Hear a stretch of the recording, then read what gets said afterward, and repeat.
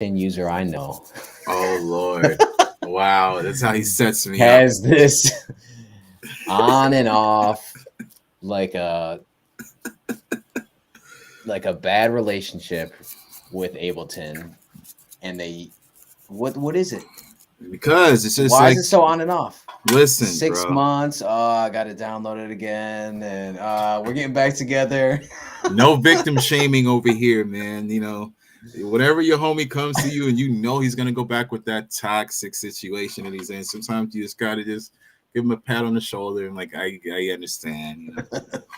I don't know. It does feel like that because you know it'll be a few years and it's all Team Ableton and let's go and I'm all in it and I'm signing up for workshops locally to go get into everybody's heads and then nothing, bro. Like I had the same gripe about Nam, to be honest with you. I know that's a very unpopular thing to say, but I guess that's one of the reasons why my career has had its moments of stalling out because I say the unpopular take sometimes.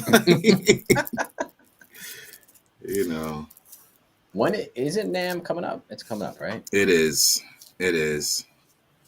I And Nam think. is always hot and it's always the thing until about 2 months before the next Nam. Yeah. It's like, I think I saw an update. I think the Fingers is doing like another panel discussion there. He's doing like a bunch of stuff there this year. yeah. He had that big panel last year, and I think he's trying to do something different this year. I saw an update, but I forgot what it was. I think this year, just hearing that, shout out to the Fingers, shout out to Marcus. I'll go just to holler at the homie and just say what's up. And just to make sure he's good out here in these streets. Ain't nobody playing games, trying to act up. Coach Q, Uncle Q will be around. Yeah, But January 25th through 28th. yeah, and I'm talking smack, and I've never been to NAMS. That's the main reason why I'm talking smack, I guess.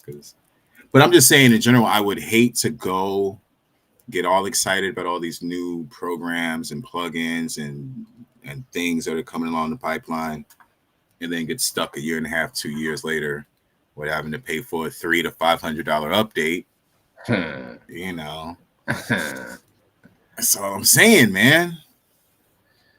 Come to the good side. Oh Lord, here he goes. Come on, no paying for updates. No updates, just free updates for life. I don't know why it looks like I'm lagging over here. I'm trying to It could close be out some. yeah, Restream is like do not have anything else going on. Like I think this focus. All right, that feels a little. You're a little lagging, but it's all good. Yeah, Um, for real. so yeah, so give us an update. It's been a while, Q, man. We haven't talked in a minute. I mean, you mentioned last time that you got a DJ set kind of going on. What is the deal with that? What is that? Where is that at? I've basically just fallen into the open turntable world out here. I don't know have you heard or seen any spots around you that are doing open turntable nights or anything like that? No, man. And I'm like the worst person to ask because I'm so cut off from everything now, you know? Uh, It's dad, like dad dad duties. dad mode. Yeah. Excuse me. Yeah. Well, I don't know if it's a thing that's like out here. I'm sure it's not like a centralized thing, but there are more than one um, crew or promoters or venues that'll have like almost like an open mic night, open turntable nights. Like, hey, come through. We got the turntable set up for you, ready to go. Just come through and bring your vinyl, bring your records or whatever. And I've been going to a few events at some of these spots. Shout out to um, everybody over at the Filthy Wax Vinyl crew. We're trying to find. I got a little. Uh, these things never want to show with the backdrop, but shout out to the Filthy Wax Sound crew, man. I don't know if you can see that little joint right there. Um, this is a network of DJs basically that have, I guess, gotten together over the past few months or so, and they do all of their their events. One of the places that they do a lot of their events is this place called First Street Pool and Billiards in downtown Los Angeles in Boyle Heights, to be specific.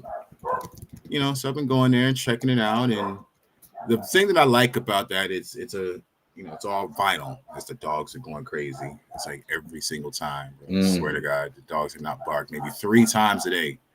This is the 3rd time in here. It's all good. It doesn't come through that loud. But yeah, so I've been going out there. They do like Wednesday night meetups. Side note to all the promoters in LA that are doing open turntables. Why are y'all doing them on Wednesday night? They're all on the same night. Like I think there's one.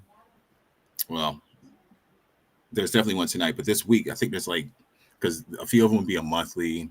There might be one that's every other month or every other week. You know what I mean? But they all seem to line up on Wednesdays.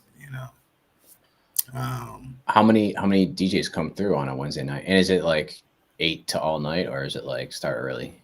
Kind of depends on, I guess, where the venue is. At this one spot that we've been going to recently, I want to say they open as early as 6:30, and it's kind of like we say it too in the chats. It's kind of like it's like City League, like going down to the gym and signing up for the courts.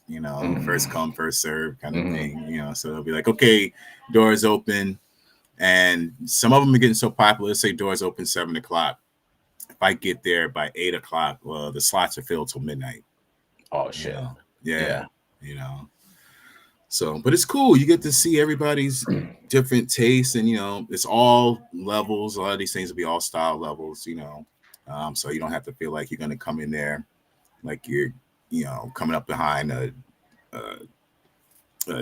champion level, turntablist or something. You know what I mean? Yeah. And you get to hear everybody's personal picks. Everybody kind of has their own vibe of what they play. So I'm getting to hear just everything. I was going to say something crazy. I'm going to say it. I need my boys to back me up. I don't know where the rest of the 3 Beats Later crew is, but I need the MF Doom fans in the room or in the crew to be bearing witness to some of these activities, because man, y'all would be dying. The vinyl collection is crazy. All jokes aside, to see these guys come through with all of their records, all vinyl editions, stuff I've never heard of half the time, Yeah. So yeah, man. That's cool. Yeah. And so it's just all styles, and then like everybody's just playing pool in the background, like at the spot. That's I think fun, they got man. about, I don't know, maybe 6 to 8 pool tables, something like that, off to the side. It's a pretty decent. This one spot is a pretty decent size venue.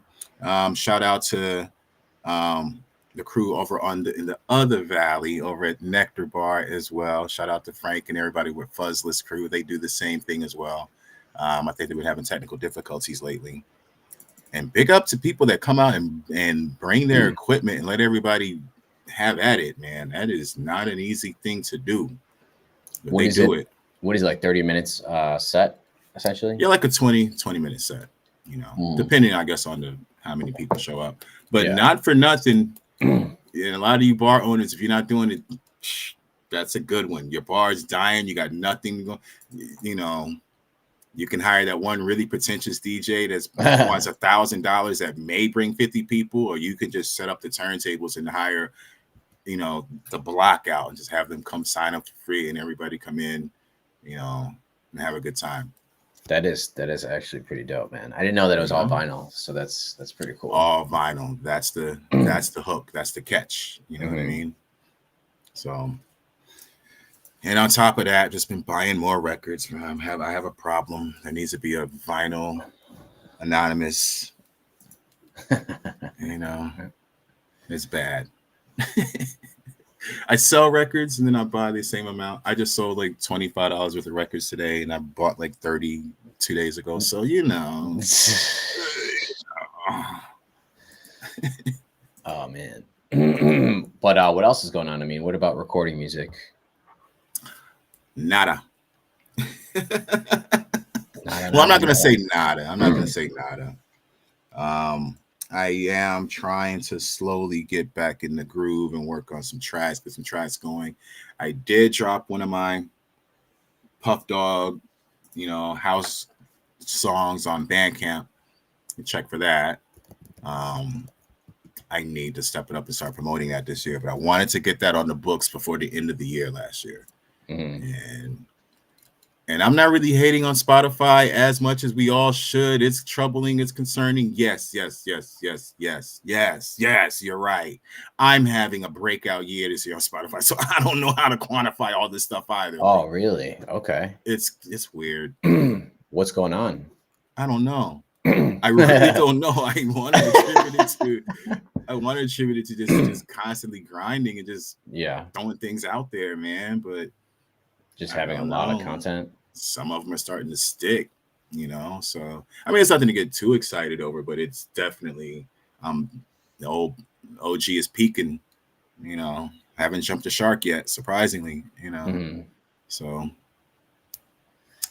yeah, but my Spotify stuff is like, oh man, I think we distribute through TuneCore, and we this is I'm talking about the band, and it's every year it's just it pays for the TuneCore distribution, and then we have a couple $100 left over.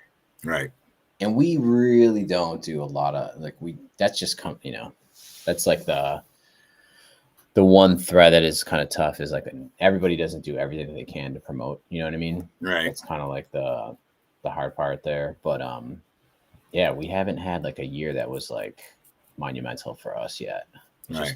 I mean, we don't have tons of content either. We just have two albums. Right. And see, that's the other thing too. The traction I'm talking about is from songs that's 2 years old at the least. Any of the new stuff is still whatever. Birds on a Date and some of the Puff Dog stuff still catches. So that's what made me say to myself, let me put another Puff Dog song out there. Puff Dogs need to be working. I'll turn my back. I'll look back a month and a half later and surprised by numbers. Oh, wow. Really? That's dope.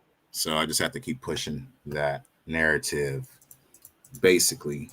Nice. But for some reason, since I know I haven't been able to get back into the Ableton world yet, I've been playing broke and complaining about finances and whatnot, not wanting to pay the cost to be the boss over on Ableton world. But I have paid the cost to be the boss over on Serato world. Shout out to Serato. So I don't know, something got in me a while back in my mind. I'm again, from the DJing thing, I've been DJing a lot. It's been DJing a lot, so you're going out doing live vinyl events and messing up, knocking the rust off the elbows and trying to figure out my techniques again live on other people's equipment. And then I get home and I'm sitting there looking at my Serato, I'm going crazy. So I was like, you know what I'm gonna do? This is during Christmas, somewhere around the 12 days of Christmas. I had the idea to do the 12 days of Mixmas. So I put up 12 from a half hour to an hour long mix sets on my YouTube. And that was fun. That's fun. Right. So, you shared a couple of those in the chat. That was fun. So that made me say I can, gave me a thought of how to, stage more content. Mind you, it's fun watching what happens on the content on the other side, the copyright strike side and whatnot. But they're letting me live. They'll let the videos go. A few of them I had to delete because they were just no, that's too much, but I think I kind of figured it out what they want. And I had a process where I let the video stay up for a couple of days for it to get a full scrub. There were a few of them I would go in and clip things out here and there, but it seems to be working. So I'm like, let me keep pushing. So are you uploading first and then waiting for it, and not posting it, but waiting for it to kind of catch up to what's get to the copyright flag or whatever? Correct. Well, for the most part, I did for that one. That was okay. And again, this is me watching, you go about the working day and everything that we do in our day to day, going through the YouTube watch list and listening to all these how-to tips and this and that, So it's the strategy of I don't know if I'm saying it right, the waterfall effect, or the where you stage your releases for music. So it's taking that same concept for videos, for YouTube content, but just sticking to the lane of DJing. That's it. mixes, not even talking on them, just mix sets, just because that is still a lane, regardless, you know. And just to try it out and see how that works, see what kind of a boost that would give me, and then it feels pretty good. It feels like it's doing what it should. Again, with very little promotion, you know. But that was fun. So I'm gonna try to do at least once a month, maybe once a week if I have, you know, that much energy going in. It's a lot. It is a lot, you know. But other than that, that's been it, man. Just that and juggling life like everybody else, bro. No beats later over here, dog. No beats later. I have been working with DJ B Original. We do got some stuff in the works. That's good. We do have some stuff in the works. What are you working on? Just everything, bro. Just trying not to let the time and the beats go to waste. I say we have about 3 or 4 bangers already in. They just need like their mixing and tooling and all that. We just want to keep going and see if we get a nice little collection of collaborative, you know, songs and drop them, release the hounds. That's nice, man. How many? He seems like he works on a lot of projects. Man, right? That guy, the original, is a busy man for sure. You know what I mean? Between selling beats or, you know, working from an engineering perspective. I know he has a lot of plans for 2024. You know what I mean? And it's just going to get more involved as we go along. You know, from the production side, he does have the studio where people will come in where they need a mix or a master or whatever. I don't want to put his business out there like that, but he was having a conversation where one of his beats got, I don't want to say it wrong, but basically the end result of a track he did a while ago, the song was sampled by Muggs, and he finally got his credit. I was like, oh, damn. That's what's up. You know, like months later, gets a tap on the shoulder and his ass cap. Oh yeah, by the way, DJ Muggs sampled you. Here you go. So shout out to Be Original. I hope I didn't say too much right there. I hope he ain't mad at me right now. That's dope. Yeah, man. I see E Boogie in the place to be. We can't hear you, man. That's because I'm muted. Hey. He says that's because I'm not saying anything. What's good, man? How you been? I'm cool, man. What's up with y'all? Just getting an update from Q. Yeah, man. He's letting us know what's going on. How you been? Out because I got that same sweater, or close to it. Yeah, yours is a little different. Mine's kind of close to it. What, mine? Yeah. The Argyle? Yeah, what's that? That's Low Life you rocking right now? This is whatever, you know what, I ain't gonna downplay myself. Yeah, this is I was about to put you, but you know what I'm saying, let you know. I thought it was a polo joint, you know. Nah, this is a Galleria Mall special. It's Galleria Mall special right here. It's all good. Yeah. So what's happening, up, though, man? What y'all talking about, man? I had to wait till y'all got done talking about a specific topic to get on. Oh wow! I already know what he about to say. We talking about your I ain't favorite. gonna say nothing. I was just making sure y'all talked about it already. Look, man, we spent like no time on that. I don't think we ever actually talked about the Bills. I'm sorry, the AFC East champions. Ooh. No, you can't even brag about that. They got it by default, though. First of all, shout out to all my people in Miami. It's nothing personal. You know, I ain't got nothing to do with none of this conversation. Yo, big shout out to everybody who you know, out there buying gear right now for the inevitable Super Bowl. Oh my god, man! I'm so excited for y'all. We'll save all the Bills talk for when P's on, because when P's on. Oh no. Yeah. No. I can't tolerate two of y'all. We're not doing that. I can't tolerate two of y'all. Yo, but Q was telling us about listen to this idea. I mean, I don't know. Do they do this in Buffalo right now? Just like an open DJ session turntables are there, but it's only vinyl. You got to come through with your vinyl and have a sign In up. Buffalo? Yeah, do they do that there? Wait, run that back. All right. Well, how does it work? So let's say you have a bar or you have a venue. You bring your turntables in, set up your turntables, set up your sound or whatever, and you build a night as an open turntable night, almost like an open microphone, right? If you want, you can do it in advance where you let people know, if you know a group of people that, DJ or whatever, hey, look, we're going to have this event over the spot, open turntables. Bring your own records. Bring your records down, sign up on the list. You get a chance to, rock your Like set. on Juice? Yeah.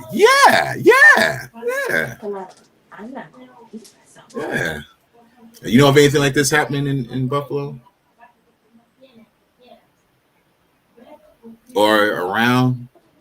Honestly, bro, I don't know the last time I saw a DJ scratch vinyl. Wow. Like, I don't even know.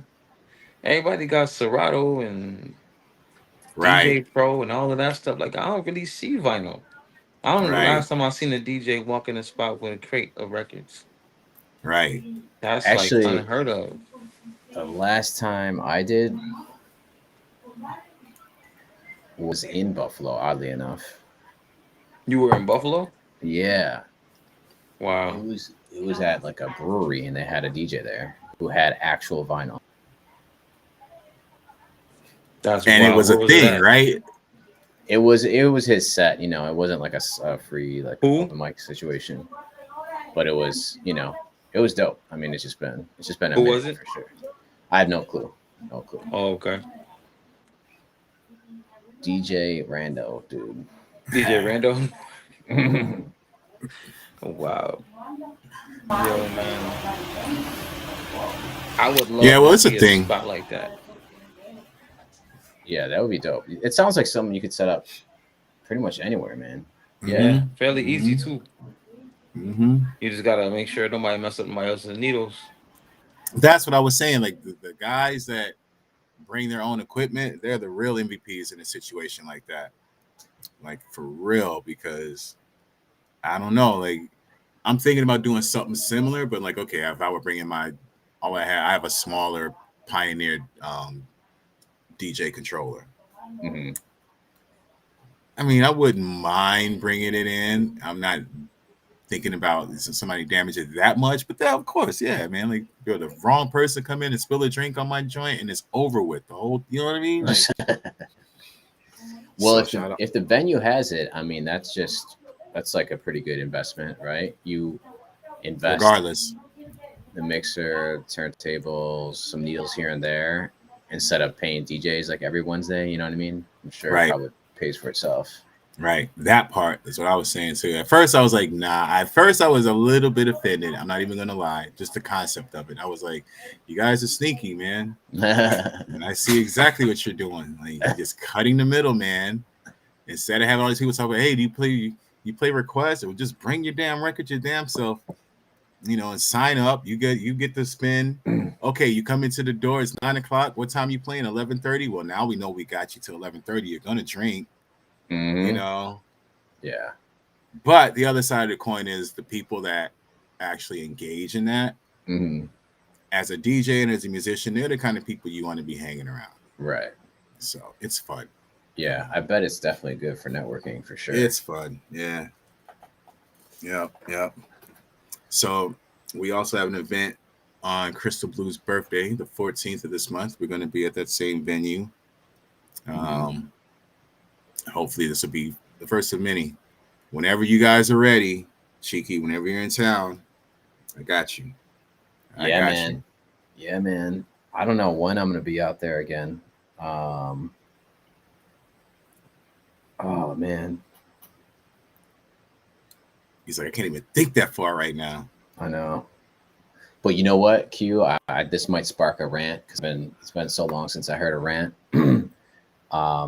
I'm not going to the West Coast, but later this year I'm going to go down south a little bit, and it's going to be the first time I'm bringing a baby on a plane.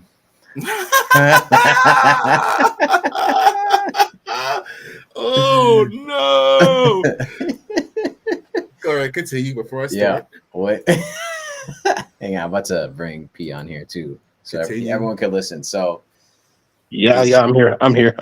what up? What up? What up? Get another dab before I start. So here we go. So it's been, this is baby number 2, right? And he's about to be in March. He'll be 1, right? And we have yet to, even with like my first son, we didn't take advantage of like the lap baby thing, right? Which is like free ticket for the baby. Right. So we just booked flights somewhere, and this is the first time we're taking our son on, who's 3.5, and he is probably going to be weirded out because he kind of gets like really nervous with like big equipment and stuff like that. But then the baby on top of it, so whoever's sitting next to us is gonna have. Y'all gonna be like a commercial for the airlines, man. Like they're gonna be like a Spirit commercial. How long is the Spirit flight? Airlines commercial. It's 2.5 hours. Okay. We have But one. I mean, there shouldn't be anybody next to you though, right? Because if it's you, Britt, is your son, is JML getting his own seat?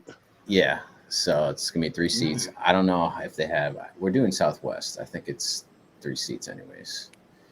But you never. Yeah, know. it's pretty much 3, unless you're going international, and then you got the upper decks and et cetera. But listen, He said the upper decks. can you imagine being on a plane? Like you just I mean, paint this scene real quick. Like you getting rid of, like, you going on vacation from your kids, and you get on a plane, and it's a man and a kid.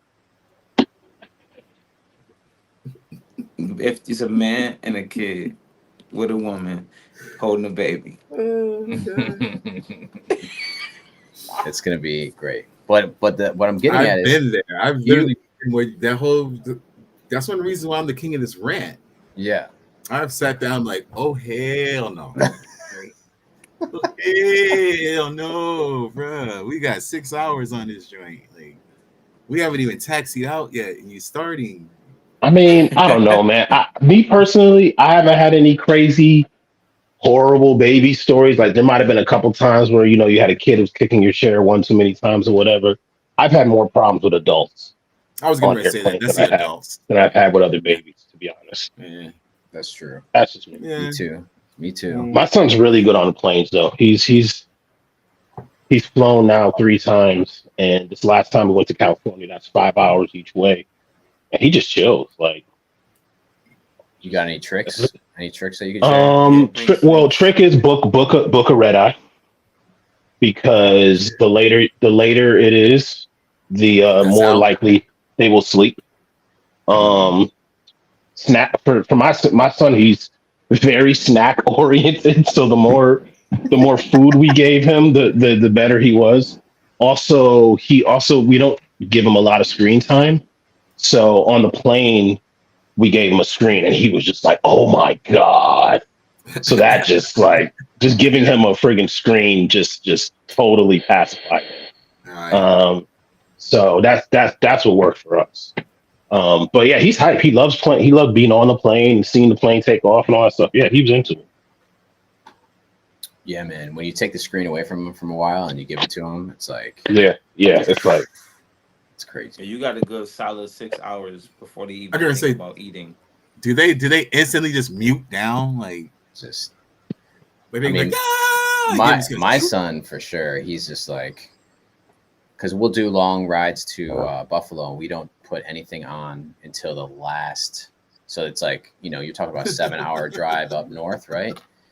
So he just chills. He plays with books and shit like that in the back, and then like the last hour and a half, sometimes 2 hours, then you could tell he's like just done with it, and he's because we stop a couple times, so it ends up being like an 8-hour, 9-hour drive, and the last 2 hours you put a screen on, and he's just like, everything is good, like everything is. It's like, right, just sucked in watching Cars. Not Cars. Well, I wish the best for you guys. It'll be fine. It'll be fine. Yeah, I have a question for y'all. Yep. Go ahead. So I have this new weird obsession, Oh no. and before I tell y'all mine, I want I want to know like what are some of y'all like awkward obsessions or awkward things that you like to watch or This like conversation can go weird real quick. yeah, and I'm about to make sure it doesn't. Um, He's about to make just sure it doesn't. just like quirky things that you do or don't that you like to do that Sometimes I like to I take like my to watch. hands, put them under my armpits. Sorry, So that's the first thing. all right, so context, Oh no. two things that I like to do, like watch. Mm-hmm. I'm like fascinated by watching toy car races. Like on YouTube. Like Like this is guy Matchbox. on Instagram, and he'll take like Like toy Hot cars Wheels. and he'll set up like a real track, and it's like 10 feet long, and he'll like narrate these races like he's really Indy 500, and it's so funny because it's like cast iron cars, but he's racing them like they're just like real, and he'll like name the cars, and he'll his whole YouTube channel is this whole thing, and it's like I'm really watching video after video after video of toy car races, and I'm like, yo, what is happening to me, man? Yo, Yeah. they have that with marbles too, man. You should look into that. They got marble races online, and they'll have like a whole tournament. Yeah, I was just about to say the marble ones are really cool. I was literally just Say it about to again. You say said that have it because with marbles. marbles, Marbles. yeah, yeah, Mm. it's they have these like marble obstacle courses. There's a whole Olympics. There's a marble Olympics. Look it up. It's dope because the way that they shoot it is crazy. And then they have all the different colored marbles and they have the names of the teams and the athletes. Like it's a whole thing. It's pretty dope. Um, if you like that, there's also this dude who built a squirrel. His name is Mark Rober. You probably seen Mark Rober. He's super popular on YouTube. He did a squirrel like Olympic thing in his backyard, where basically he built a obstacle course for the squirrels Oh that were in his shit. backyard, and he like timed them and everything like that. That's pretty dope. Wait, that sounds familiar, actually. But to answer each question, the weird stuff that I like to watch on YouTube, I like to watch scammers. Scammers get caught. There's this dude named Scambaiter. I've seen that. Yeah. They catch like phone scammers and stuff using all this like cool tech and stuff, and like they go to India and hack their CCTV footage, and they be telling the scammers their names and stuff. Like, Yes. yeah, And I'm into that one. and speaking the language too. Yeah, yeah, they know how to speak their language. Yeah, it's Yeah. crazy. Yeah, I wow. like I've seen a bunch of those. For some reason, like once you start watching like one or two of those videos, then they just all get suggested that. to Right. you every Yeah, time you yeah. go on YouTube. I'm like, Yeah. All E, right, there's and my also this these dudes who live in the wilderness. I don't know where they are. It looks like South America or Mexico or somewhere. And they build houses I was gonna from just say like the dirt and rocks. out of Like, nowhere. Yeah. dude, but they look like amazing, like luxury little houses with swimming pools and little. yeah, Oh, it's just so cool how they do it, yo. when it That's starts off great. as like just a pile of like a pit of dirt. Yeah, It's yeah, just yeah, it's a patch of I've seen nothing, like those. right, yeah. And yeah, then they just start going at it. Next thing you know, it's like a 2 level, clay with the house fountain. with a fountain up to the side. But they yeah. say a lot of those are fake. Yeah, I've Like, heard yeah, that too. I Like the I dude always looks like he's just like the nobodiest nobody ever. Like he doesn't even speak words. He just builds homes. Like the way they got it is like he don't wear no shirt. He right, just in his right. trench. Just like Like he's just some dude just walked out the fucking forest. Just boop, okay, let me and just build just it. start building It's like, shit. nah, this guy's an engineer with a whole crew behind him, and they set up everything. Yeah, yeah, I saw that almost like that broke my spirit when I saw people in the comments saying that that was fake. And then someone pointed out they're like, "Look," and you could see the tire marks. And I was like, right, "Oh shit." And in one of right. those videos you could see the tire marks. So that kind of like, What? I know I shouldn't believe everything I see Does on it the change the internet, fact that but to watch that production? That production is it's still good. yeah. Hmm. Okay, I don't I, know. I'm trying to answer that question, but I don't know. The Yeah, some law and weird shit crime that thing that's not really weird, but I don't like the law and crime. I like cop body cams, like I do. I love watching anything with a cop body cam on it. Well, not anything. anything? Nah, as soon as I said that, I was like, nah, not anything. what about I've wait, seen Not some anything. crazy stuff for cop body cams, man. what Not about the anything. dudes that go around and they audit the cops? Some of those dudes, as much as I Those are have problems crazy. with law enforcement, some of those dudes get on my damn nerves. Like, some of them are just like, bro, you are not helping. Like, you are It's not crazy. helping at all. You ain't helping nobody. Ain't no real hustlers out here want you out here messing with cops like that, bro. Like, nope. I mean, you That's have not to. I mean, that is just. I don't know. You have to be. It it's just lame. doesn't. It doesn't seem fun. You know what I To mean? some of the degrees, to some of the degrees. I did, Mm. as I'm thinking about it, I saw this one recently on one of these videos channels that I like to watch. I think it is called Law and Crime. And I don't know why this brother he was across the street, he was on public property, and he had literally just walked up and just started, filming the building, the precinct. Was the Then cop getting out of his car and he was like, "You can't be here. You can't be here." He's like, and then a he lady shut came up. up, and then a woman rolled up, Oh, and they were just talking back and forth forever. And he really wasn't really doing anything. The male cop was actually a little more calmer than the other one, but they were just on him.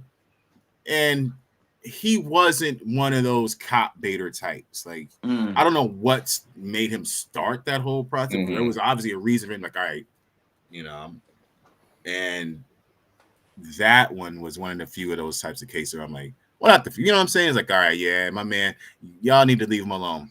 Like, stop harassing him. Like, he pulled the camera out just in time to catch it. Y'all was just out of pocket, yeah. But I I ain't gonna mean, say like that. The ones that get me are the ones that just right down the middle. Like, we all know we have problems in this world with everything, but we know we need police officers. We know there's some crazy people out here. We know people be acting up. That you might need to call the police to get that third grade teacher out that school that don't want to come out there. And now she drunk yelling at the kids. Those are the videos. Those are the police body cam videos I'm talking about. I'm like, all right, police doing their job. Right. Body cams, Yeah. My other joint that I like is nano photography. what? Like Yo, looking at like mites and stuff like that. not really looking at mites, but more so looking at real, like regular objects, but in nano photography.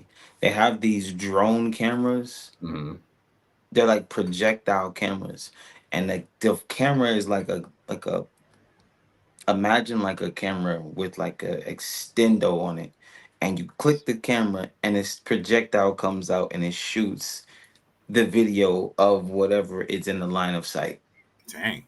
So they shoot um basically like they'll have like things on the table or different kind of scenarios, and like they'll have like a book partially open. They'll shoot through the book, and all you'll see is like the book, the camera going through the pages. You'll see words all around you as the book kind of unfolds, and then you'll see it'll come outside the other side of the book. But there's so many cool photography things online, and I swear it's like I'm turning into an old man because I'm like, this is grandfather shit. I'm watching toy car Yo, races and nano photography. and you got the Argyle sweater on too, so it's Wow. Okay. And the oldest guy in the room has a sweater that matches that. So yes, welcome to the club. You want to hold on? I think I might have some dyed metal cars over here. My damn. Oh, I do. Wait, no, for real, I do. Wow. Yo, now imagine that being on like a 20-foot track, running through rooms in your house, and it's just like a real race that you really are interested in seeing who wins. Yo, you know Yeah. what's funny? My father like spent a lot of his life collecting diecast cars. So he just has like all these extra cars, and he, like every once in a while he just like offloads like 15 cars. Yep. Here's some cars. Like, all right. I'm sure he doesn't want to let go of them, but I know he's got some gems in his collection. Yo, he collected so many Hot Wheels, man, that like now he's like trying to like offload them because like he's able to like turn, do a small flip or whatever.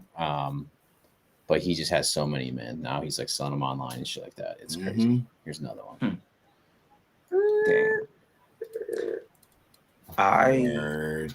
My one last one that I like to watch, and this is a show. So this one, I binge watched Three's Company. Like still, Ain't nothing wrong with like all that. 17 Rest in seasons. peace, Suzanne Summers. Rest in peace, John Ritter. Rest in peace, John Witter. Nothing wrong with that. Rest in peace, Three's Mr. Roper. Company too. That's a fire show, man. Like I think a lot of shows got their comedic wit from that show in a time where even just living with a guy was taboo if you weren't married. He lived with two girls. So much so that he had to pretend that he didn't like girls so that the landlord let him live with them. So every episode he has this dance around being crazy about That women. show had like triple entendres. Right. He was like the ladies man, but he couldn't even be in his house. He had to pretend like he wasn't straight.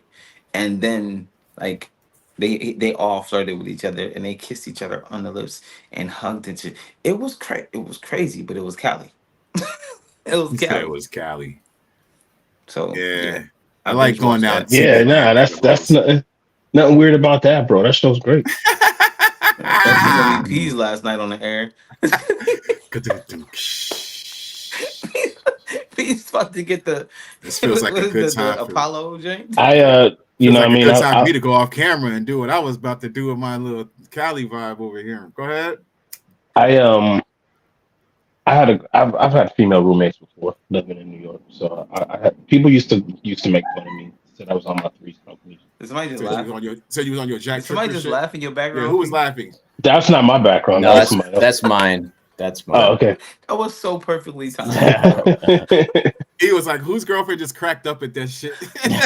No, I just figured that was Cole about to just choke you, man. Just like, dude, wow. Yeah, I've had female roommates, and we don't hear from He's like, P no more.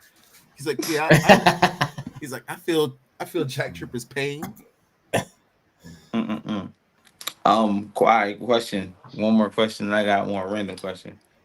What is the AI tool? Because I know at this point by now every one of y'all using an AI tool just to see what it's like, or that you actually do like using. What's the AI tool you're using? I don't use anything for music, but No, not music. I don't there's even think we're talking just about music tonight. just in general. Oh, Yeah. I thought I heard you say music. My bad. No, AI tool. For, Just AI tool. Period. I use one for writing. There's a couple of them actually. That I don't use it for anything that I write that I author, but for copy for emails and for copy for website stuff for like if I put a T-shirt on my website. There's an AI tool they have that will write out a description of the T-shirt in like a marketing like text. Or That's dope. if I send out an email, there's little AI things that'll write your subject and you'll write what you want to put in the email. It'll scan it and kind of write the email for you. But I don't really rely on those things. I mean, I also use Grammarly, Oh, which Grammarly's the bomb. it's an advanced. I don't even know if that really counts as AI, but it definitely has like some suggestions to rewrite sentences and things like that. Yeah, it has AI But features on it, but it wasn't right, built as AI. right. I mean, I can tell you right now some of the stuff I'm hearing about AI. I got a buddy in tech, and he was telling me some things that they're working on, and it's about to get crazy.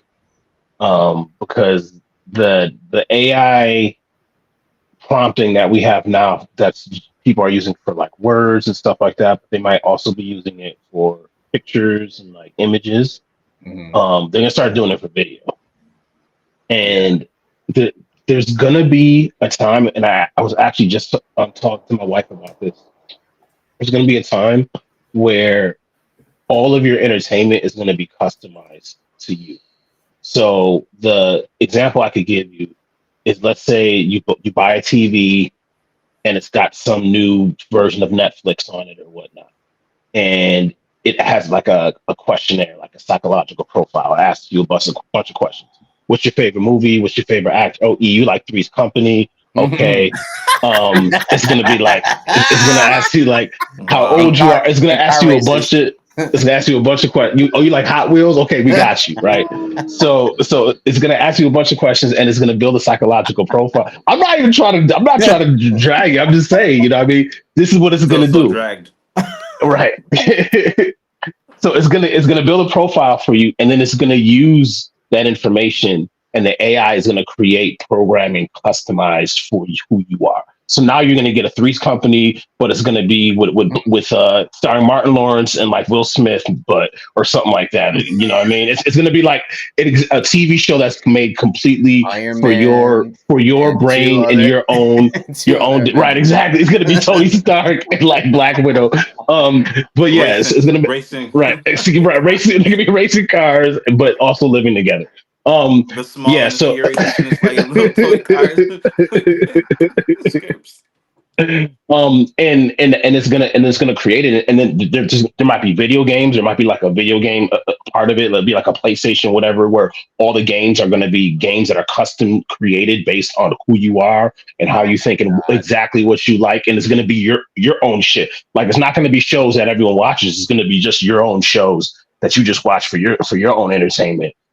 I, Um, I and think and that there's gonna be sounds endless. There's gonna be terrible. an endless amount of it, and it's gonna look exactly like the way shows and video games look now, because this technology is gonna be such that it's not gonna be indecipherable between the two. This So so this sounds terrible, and the first version of it is gonna be horrible. You know what I right, mean? it's gonna be like you know It's like gonna kind of how get it. Like it's gonna be like kind of Tony right. Stark is like he's something, but he like it's not so Marvel. I, He's playing Pogs with Pogs. I think that's the future of how AI is going to interact with entertainment. Oh, and music. You're gonna be able to get an entire, albums and albums of like music that has been created by AI that once again fits your listening profile, fits your psychological profile, and is Ugh, completely curated for you ugh, by I don't think machines. so. And Who bro, said you ugh. don't ugh? think so? He said I Bro. don't. ugh. I don't think that cur- curation. Yes. Profiles. Yes. But custom content based on what you Let, like. let me I ask feel you, like. let me ask Go you a ahead. question. Do you ever get an ad that is like exactly the thing that you thought you needed, and you didn't Yes. even know that you needed it, and you got served an ad and you were like, how the fuck did it know that I needed a lawn spike that could get weeds out in between the crevices of the joint? I was just talking to Nicole about the other Well, day. that's You know how that happens? It's all happened to us. Don't front like it hasn't happened. Well, yeah. We all That's have that's gotten part of ads that it's have been democracy. saying scary how accurate it is in regards to your personal needs and your personal what do they call desires it? and wants. Predictive intelligence or it, something it's like that. it's the smartest. So they're reverse engineering the human brain. They've already done it. The smartest software engineers have combined with the smartest psychologists to scan the human brain, figure out what we want, so that they could sell us stuff. That's what all this research and development has gone towards selling. So they already have proven to you that they know how to read your brain and tell you what you need, even though you didn't know that you needed it. So they're going to do the same thing with entertainment, and they're going to use AI to do I feel like you're onto something, it. but I also feel like you're onto absolutely nothing. Oh wow. Simply because if you were to say like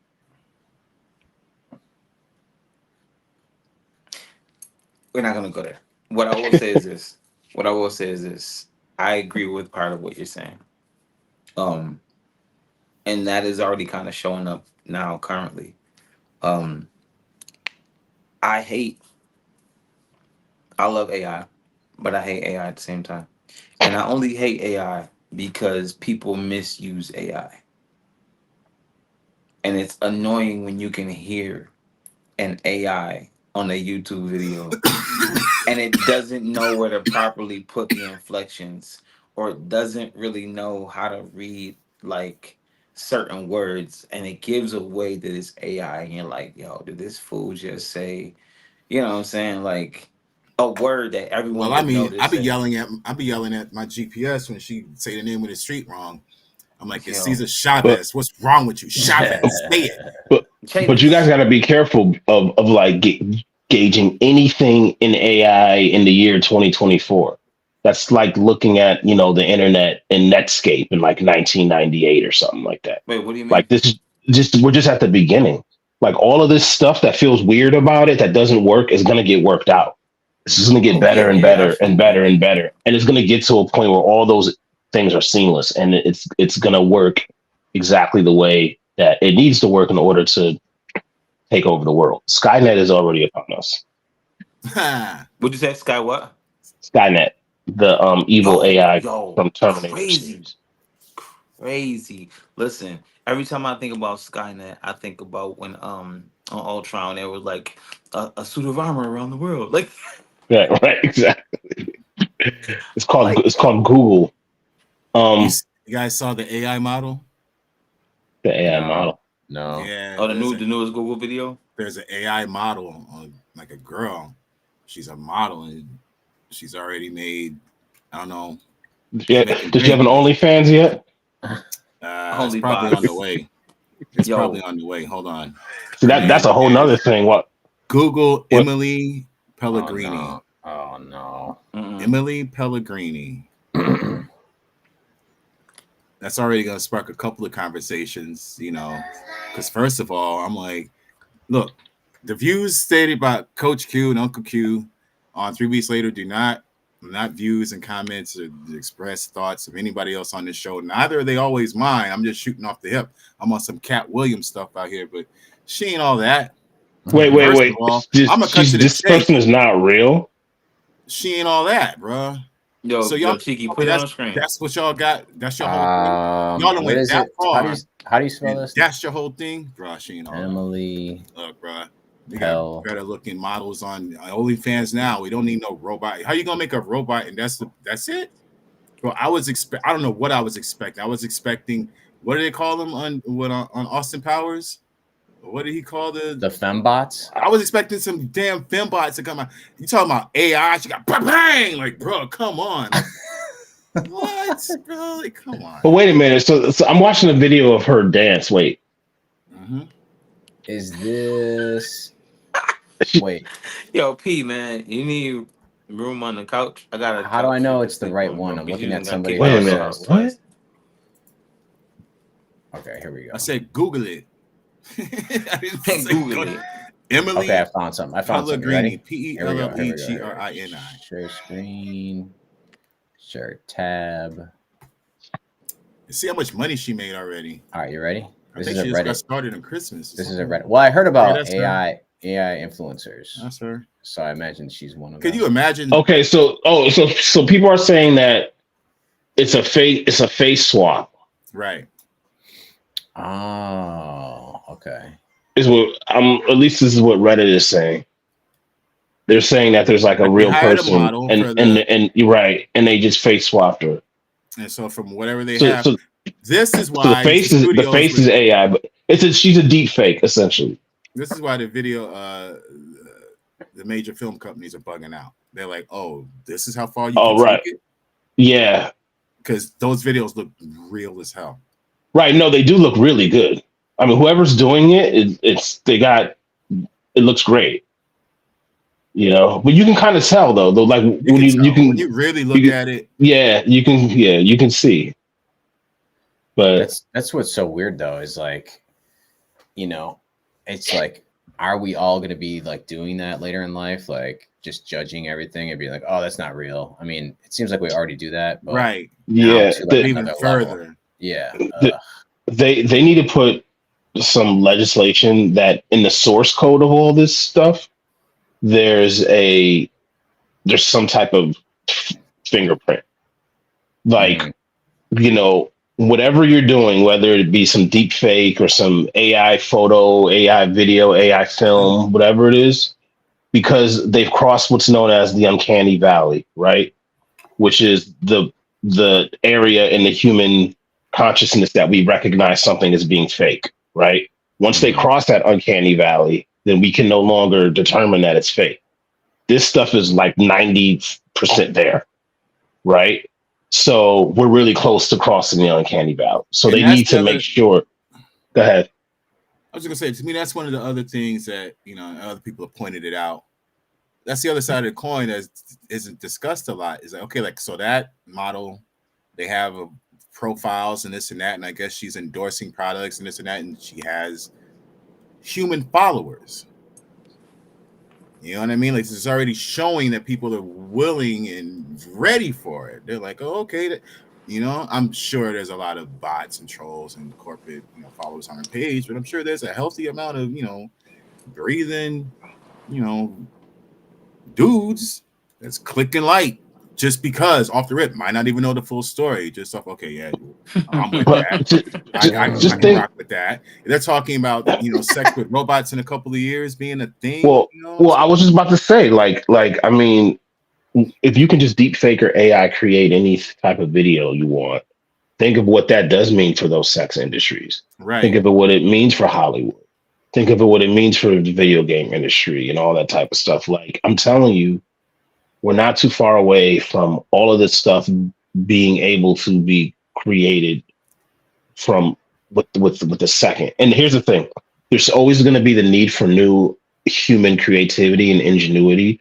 But the problem is, if you create something new, if you create a new type of genre of music, if you create a new type of, like, if you have a very specific comic book art style or voice, and you come up with something new, the AI is just going to absorb it into their data pool, and it's just going to become part of that. So, there will be nothing that's truly new. It's all going to be like melted into this data stream that is then fed into the AI and then regurgitated by the AI, because it's going to be able to clone anything that you do. So it's going to be interesting how it's implemented, but I think that's the future. I think everything is just going to be. It's not going to be about having singular things. It's going to be about you having your own thing, and then you're going to be like, I'm going to be able to show you, like, yo, look at what my AI made for me, and it's going to be some gnarly looking TV show or video game or song, and you're going to listen to it. You're going to be like, yo, that's dope. And your AI is going to instantly absorb it into your profile, and boom, now it's going to be a part of your situation. Shit. It's a lot. Yeah, it's a lot. Look at Cheeky. But Cheeky's lost. when you think about it, though, is that not how it's kind of always been? Like there's a part of me that feels like this is already how the world works. It's just being enhanced by technology. Because right. I mean, I was watching this TV show called Owl House. It's a really cool cartoon, because I kind of can't watch a lot of adult stuff with the kid around. So we're watching this cartoon, and I'm really enjoying it. But I'm noticing some of the storylines, and I'm like, yo, this storyline feels like something I'm doing with Kimmy Cosmic. And I was like, well, there really aren't any new ideas. Like, mostly everything you write is some type of reinterpretation or whatever of some type of idea. It's all about making it feel fresh and unique, but still the origin and the core of it, it's like there's only really the same story being told over and over again. And I feel like that's what the AI is going to do. It's just going to basically be like, this is the meta. This is the human consciousness. This is all the ideas and creativity and everything you guys have done here. And wherever you are in this spectrum, we'll be able to hone in on that and give you more of that. And if you want to change and you want to, you grow up and you mature and your needs and wants change, then our algorithm will simply change with that. And we'll just keep giving you, what you want. I mean, it's scary because then you feel like you might be caught in this infinite echo chamber. And is how long before the algorithm controls and dictates everything and we no longer have any free will of our own. I mean, that's the question. But My I thing feel is, like maybe this is just an extension of us. It's not this villain that we keep making it into. It actually is the evolution of humanity, and we just don't want to accept it because we don't want to look at ourselves like this. But I maybe it think it is. can be. Here's the one thing I will say. I just kind of, maybe this is the pessimist in me. This is the ex-con in me. I just kind of feel like ain't no way these people, Mhm. ain't no way these people are going to give you some tool with this much power to do whatever any individual wants, unless it's limited power. Well, they're Ain't going to no be making way. money off of it. That's why they're gonna get filthy, stinking rich off it. So that's what they're going to benefit from it. I mean, As to a long as they degree, make money, as there's long as always they going to make be a money, ceiling, I guess. You know. yeah, I see what you're saying. Yeah, you know what I'm saying? It's like, okay, I see that because I'm like, all right, hey Google, fix. Oh wow, my thing just lit up. I didn't mean Just like, fix poverty, yes, Q. fix global On the poverty. website worldvision.ca, Wow, they see, say that's There you go. below are 8 effective solutions to poverty. all right, 1. Google, Educate- stop. I don't need a report. I need you to actually go out and do it. You know what I mean? Like that's what I'm saying, right? Like, because it should get to a point where it could damn near pretty much be as simple as that. Not as simple as that, but like, all right, what are the reasons why we have da da da da da? And she's gonna tell you. And like, all right, make it so. Like Picard.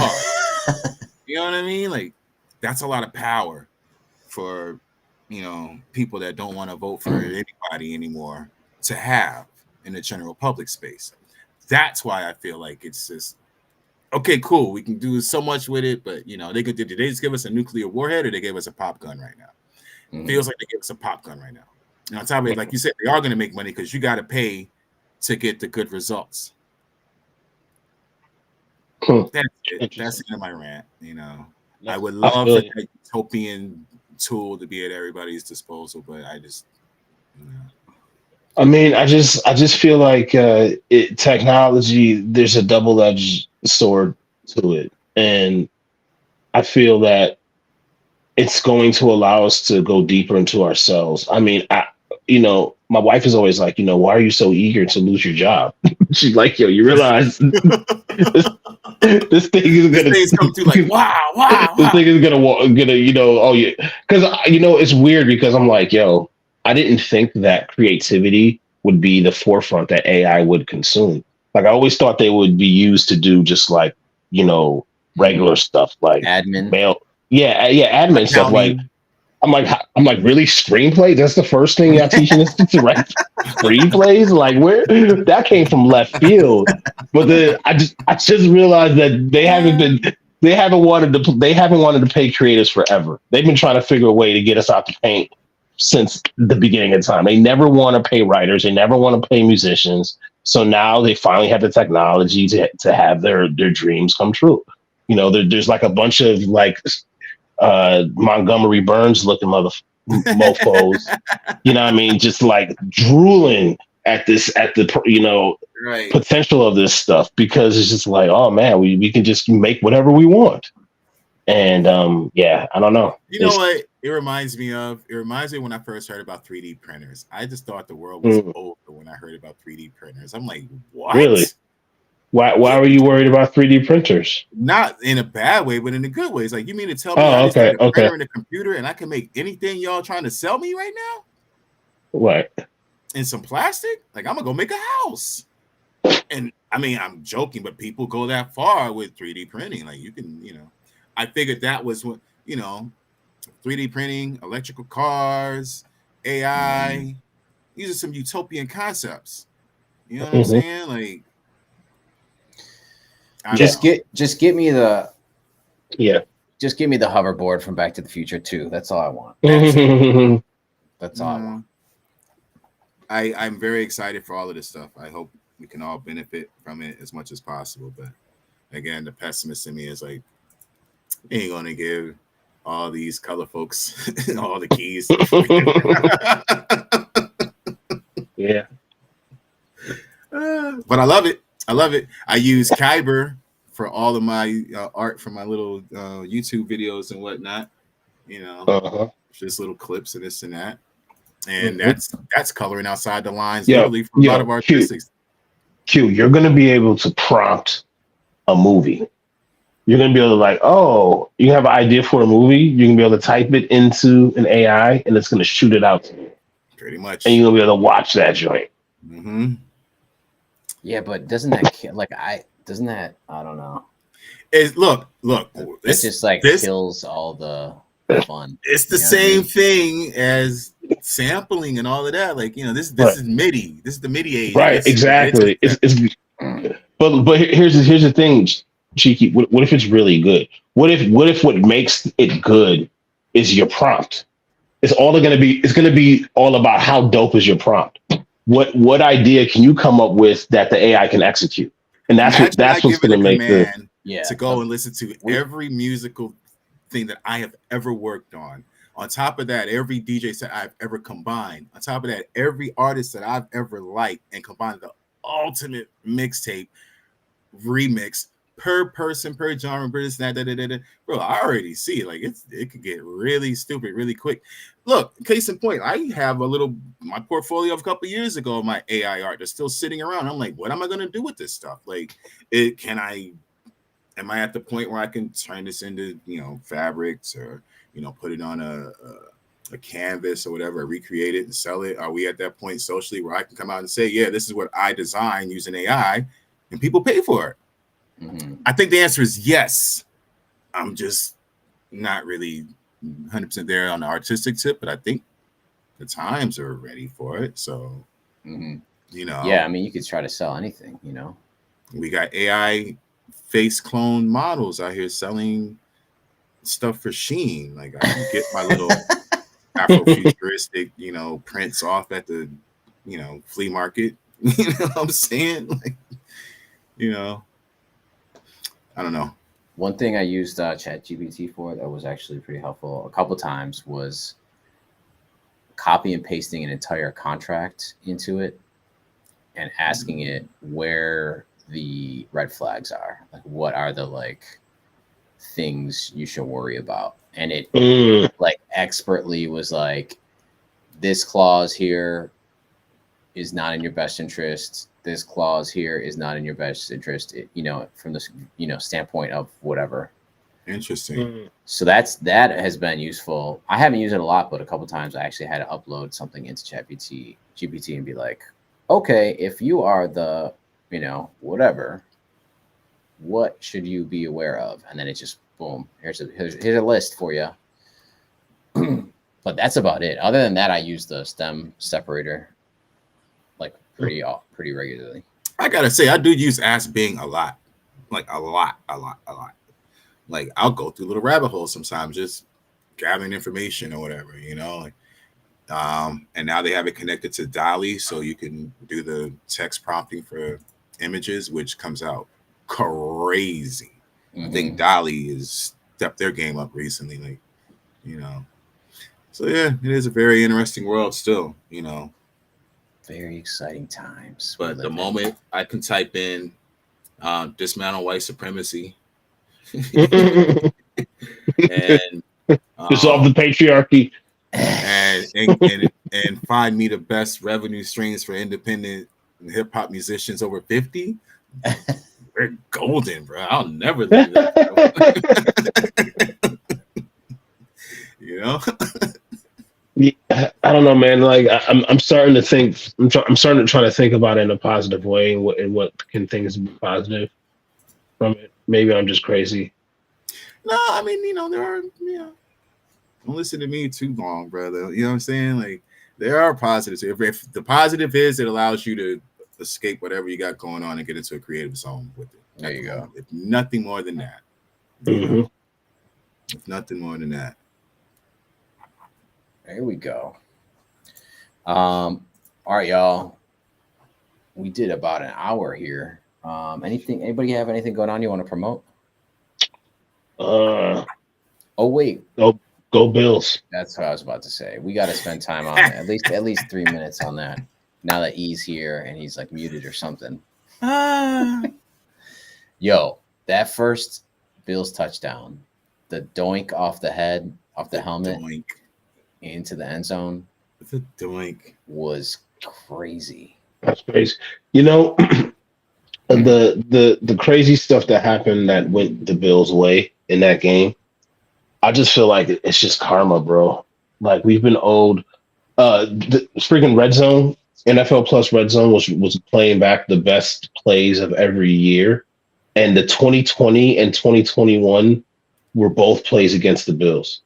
One was the Cardinals, the one catch where Yeah. Kyler Murray tossed it up and there's Hail three Murray. Bills, Hail Murray, Yeah. and the other one was the Justin Jefferson one-handed catch again in the Vikings, which was just a freaking insane catch.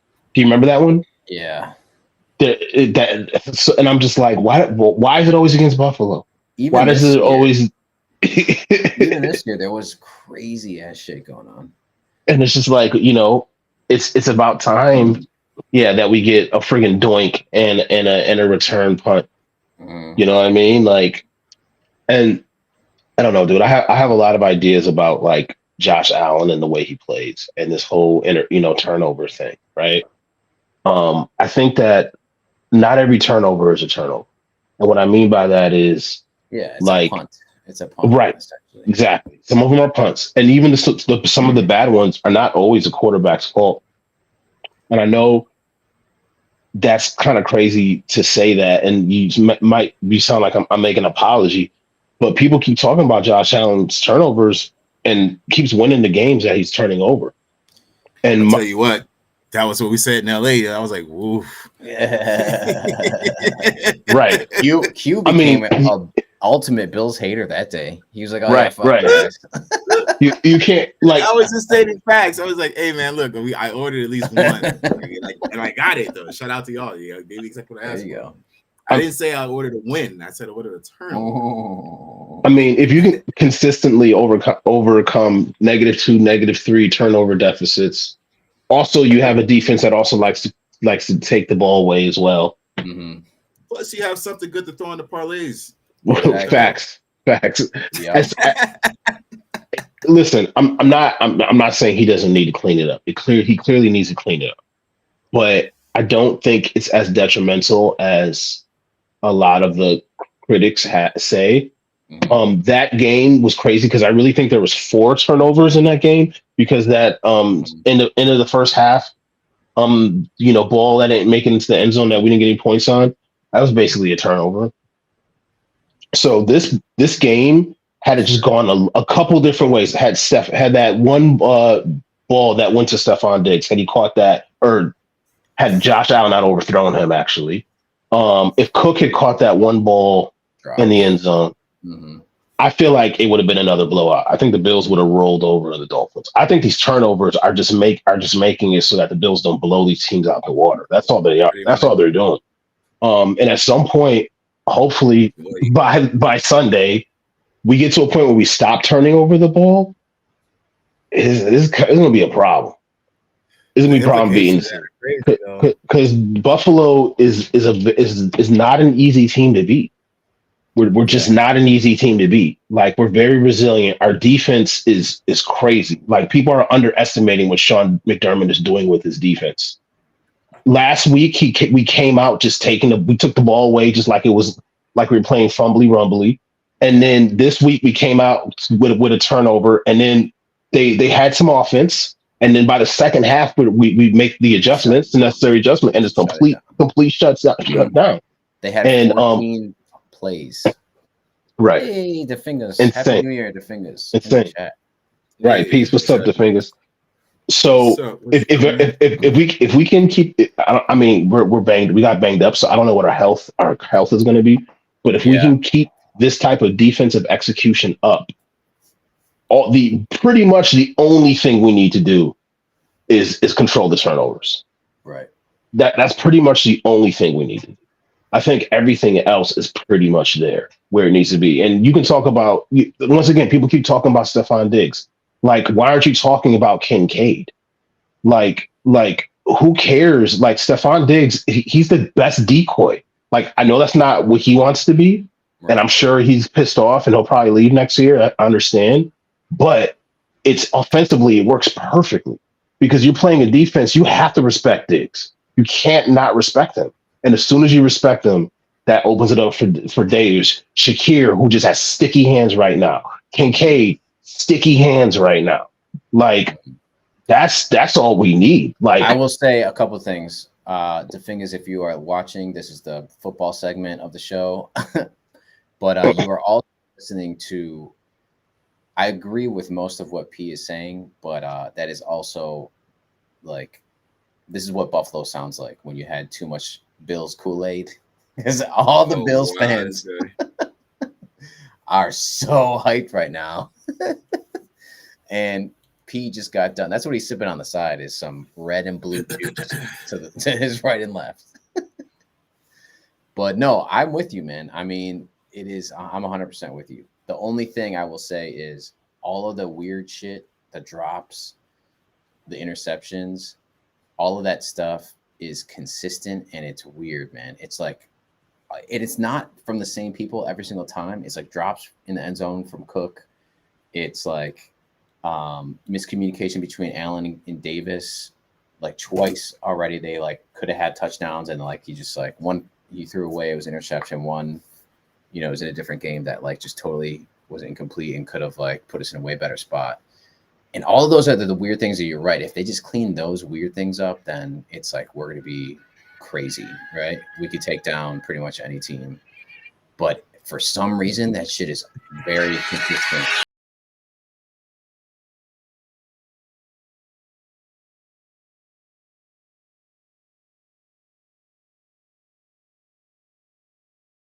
Is asking if anyone's going to NAM. I think Q is West Coast based. He said he might try to stop through.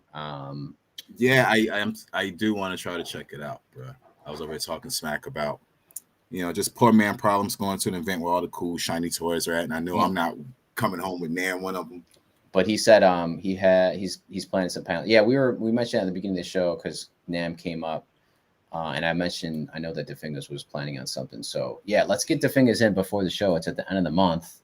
Maybe next week you want to jump in and give us an update about the panel. You could use that for some promo. Yeah, 6 panels, 3 of them are in sync. Interesting. I have a few venues we may be able to do some after parties in LA for. There we go. We should talk. We should try to figure something out, actually. Because NAM is in Anaheim, right? Yeah. I got to see if we got anybody in Anaheim that'll let us have a little thing, but we got some spots in LA if y'all want to travel. There we go. Yeah. But so let's try to get DeFingers on for an update. Sync panel NAM update next week. Next week when we have after the Bills play the Steelers, we'll have another Kool-Aid update from P. I'm just trying to balance things out, P. That's all I'm saying. I agree with you, but all right, but you know what though? You gotta my prediction from earlier this year that you negated, and then you made me negate my own prediction, and now I'm going back to it. But that was a tough call. What was the prediction? Well, I said that the Bills are gonna come play strong in the second half of the year, and a lot of the teams that were playing strong early in the year were gonna falter. Mm-hmm. And look at the Eagles, look at the Dolphins, look at the Chiefs. Everyone who looked strong early in the year is kind of looking mid, except for the Ravens. Right. And the Niners. But and I knew I was looking at the Bills and all the weird stuff. I think the plague of weirdness that you speak of was really weird earlier in the year. And I don't even think it was really Ken Dorsey's fault. I just think that something had to dramatically change. Right. Just to get the ghosts away. And I do believe you're right. There's still some some strange inconsistency. Like my thing is like you're right. Like if we didn't have those interceptions, like we would be like blowing people out. But it's like I feel like any one of these teams that we go up against, we could lose to. Like, yeah, we're supposed to roll on the Steelers, but I'm telling you right now, like if you're looking at, I'm telling you right now, the Steelers are getting 10 points. Take those 10 points. So because for some reason we have to be like I'm having a heart attack every game I watch. What makes me less nervous is there's this underlying level of resiliency that Buffalo has at a lot of other teams. There's a toughness, right? When you're talking about toughness, right? I look at other teams like I don't think Dallas is tough. I don't think Miami is tough. Are you tripping? Now you tripping. Dallas is tough at home. I agree with you, but The Rams, you better watch out for the Rams too. I mean, the Rams might be tough. I think the Browns are like what I mean by that toughness is like a lot of these teams are like they're very fancy. They have these like Hollywood players who are amazing, but they're not. They don't have that championship toughness. And the Bills are seasoned. This year and last year, the emotional roller coasters that has happened outside of the team and the roller coaster of the actual team losing and winning and going through all these different trials and tribulations, and to be where we are now, that's not an accident. You know, it's like there's like an organized kind of chaos, right? Like Josh Allen throwing a Hail Mary into the end zone on a 4th down seems like, oh, here's Josh Allen throwing another interception, but mathematically it actually gave the Dolphins worse field position than a punt would have. Mm-hmm. So it's like, wait a minute. It's kind of like the Incredible Hulk. Like he goes on a rampage and you think he's just destroying and killing all these people, but actually he calculates the places that he does damage to actually minimize the death of people. And like there was this one comic book where like Mr. Fantastic was looking at the Incredible Hulk's like attack patterns and realizing that he's actually avoiding pedestrians and stuff like that. So like even in the middle of this rage, the Hulk knows to still not hurt people, right? And I feel like that's what the Bills are. They're like this organized chaos. Like you look at them and you're like, oh my God, these motherfuckers are just going crazy. He's just throwing caution to the wind. But I do believe there is a strategy. Like I think that Joe Brady knows how to. I think Joe Brady's doing a great job. I think McDermott's doing an even better job on defense. Since we don't have Leslie Frazier, I think that our defense is what compensates for the mistakes that we make on offense. And I think Bill Smash is Bill Smash. Is that like a thing?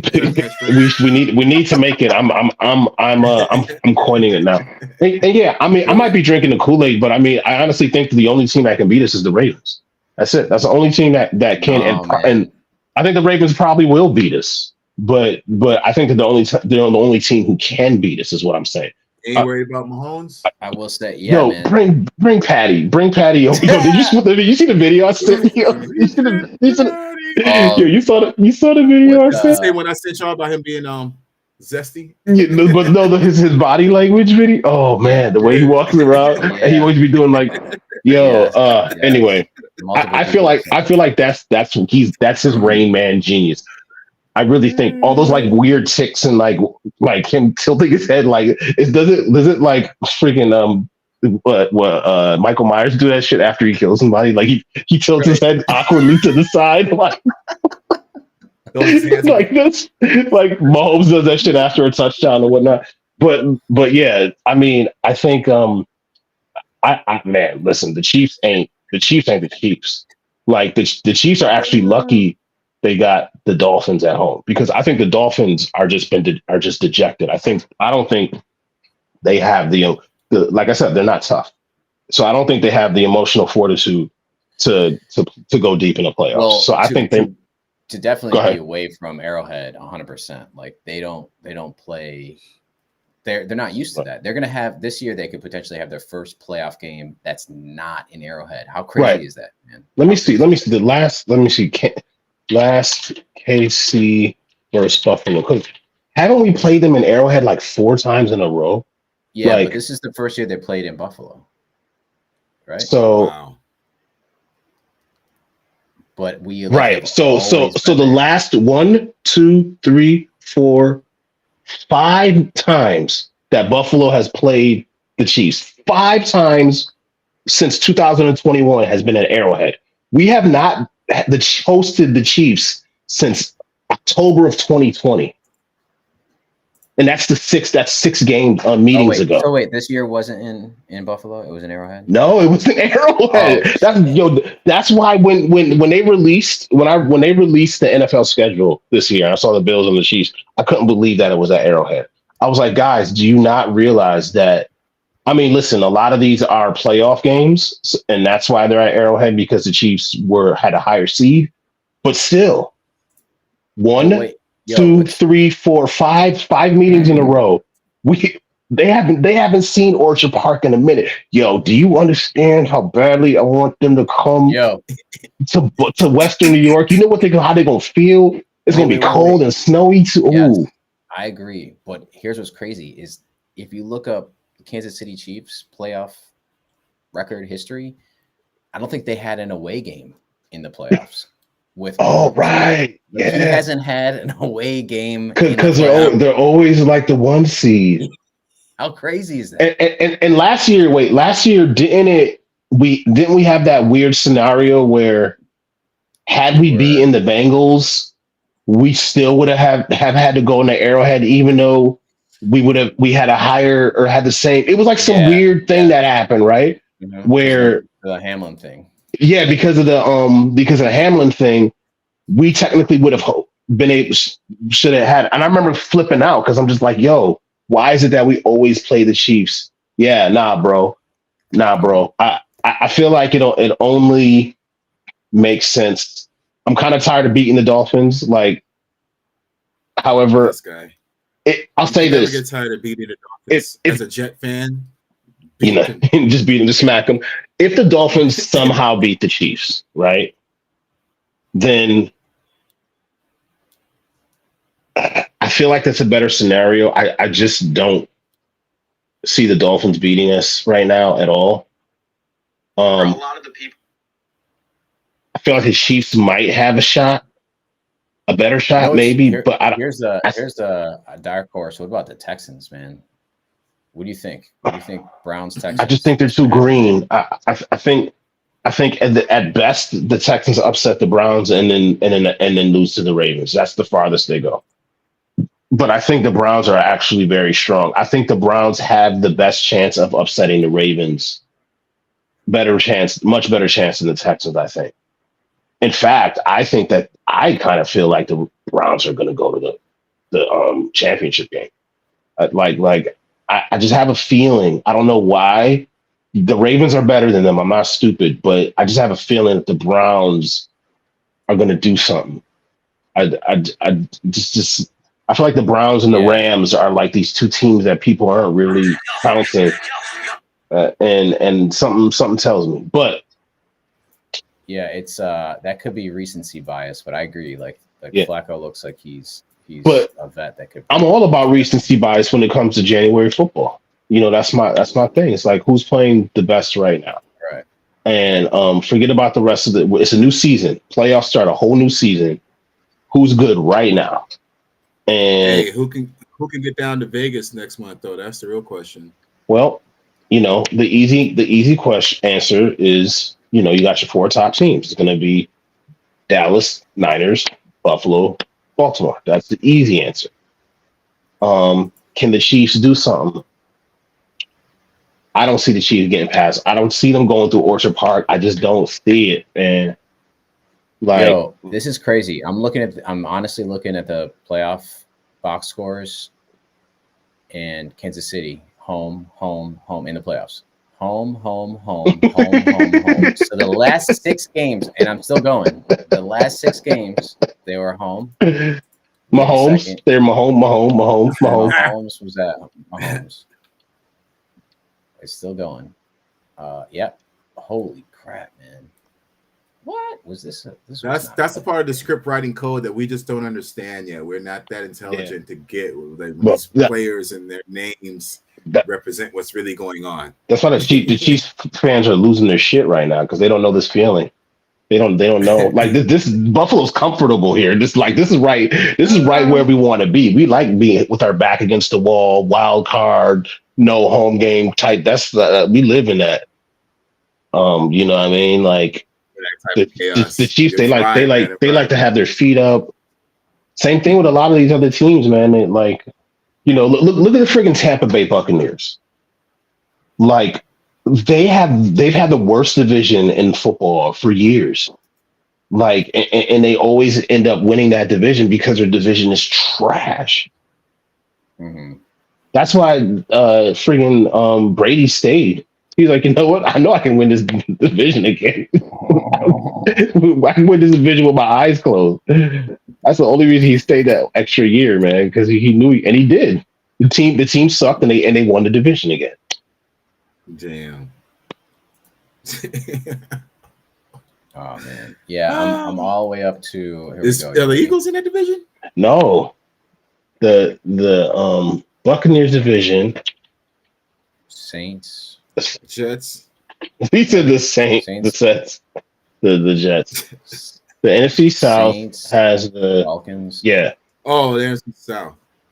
They have the Carolina Panthers who've been the worst team for the past few years. The Bucks, the Saints, the Falcons. So like you get 2 guaranteed wins with the Falcons, and with the Panthers.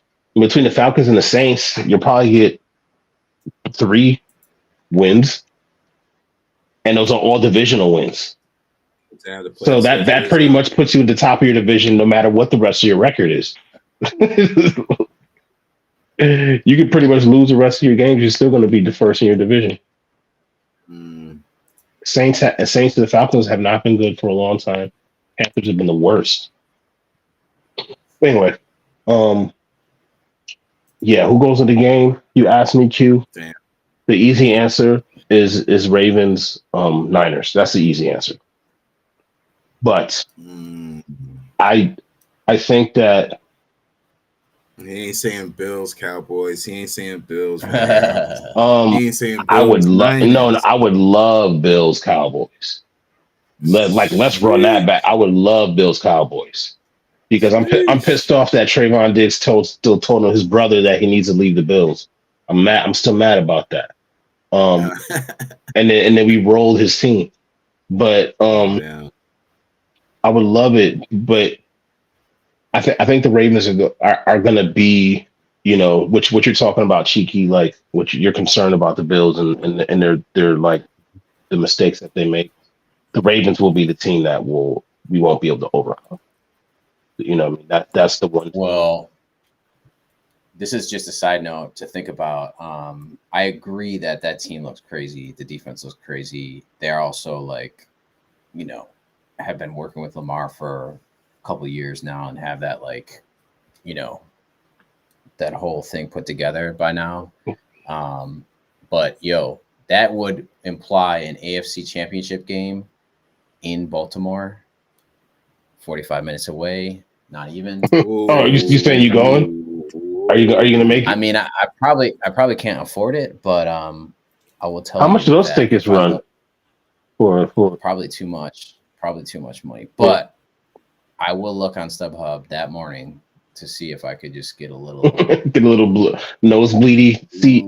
Way up there, way up high. Let me hang off the rafter. But that would be a game to go to. Oh yeah, I would love to go to that game. I think that there's always a chance though. Like there's always a chance that when the game happens, Buffalo plays elite, and really that elitism only comes from alleviating the mistakes. That's really it. I think we're already at that elite, level. Josh Allen and the defense are still doing things that almost nobody else right now in the NFL can do. And once again, there's an underlying level of resiliency. This is the 4th time at this point. This group of guys, you don't get there 4 times in a row by accident. There's just a certain level of resiliency, and we're just not a team that you can just easily beat. Not at home. I mean, it's crazy how many friggin' Bills Mafia were in Miami. Like there was a Miami fan who was legit. I was gonna say he was that. complaining. There was so many people. Bro, how you let Buffalo come? He was complaining about it. He was like, there should be a limit to how many tickets they can sell to the opposing team, because apparently there was more. It was like 52% Buffalo, and like the videos that I saw down in were crazy. I'm just like, how you gonna let somebody's city come through run your town like that? Damn, bro. And like really, you could really see it when the game was over, and Right. everybody's like, still, Yeah, like, the stands are just like, Yo, you could whoa. at the end of the game, you could hear it because they were doing the whoa, Yeah. and like at the time where Dolphins would not be doing that because they were down. Right. It was crazy. That's and that's away right now. How much Bills Kool-Aid do you think is in Highmark right now? Like Josh can throw 7 interceptions Talk on about Sunday. me. Josh can throw 7 interceptions on Sunday. You like, good luck, Pittsburgh, and your whatever quarterback situation you got going on right now. Najee Harris is your best. Yeah. Najee Harris is your best chance. But Exactly. Bills shut him down. Bills are pretty good against the run. So I mean, I don't see Pittsburgh making it. And Miami or Kansas City after that. Once again, you pointed out Chiefs are virgins when it comes to leaving the precious Arrowhead.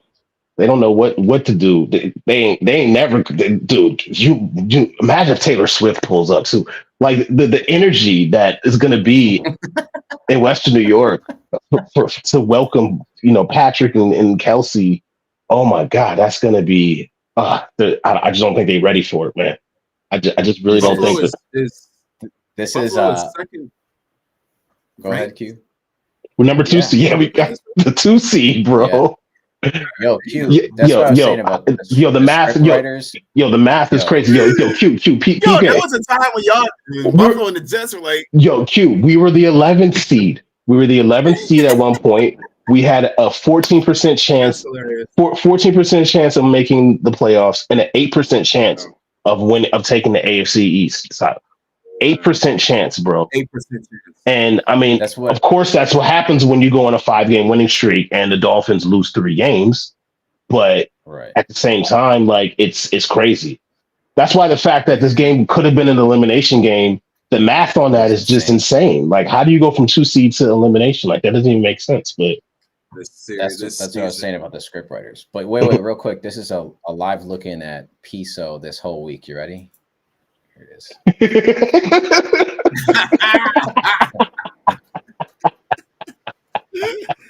Yo, you gotta send that to me. You gotta send it to me. Nicole will love that.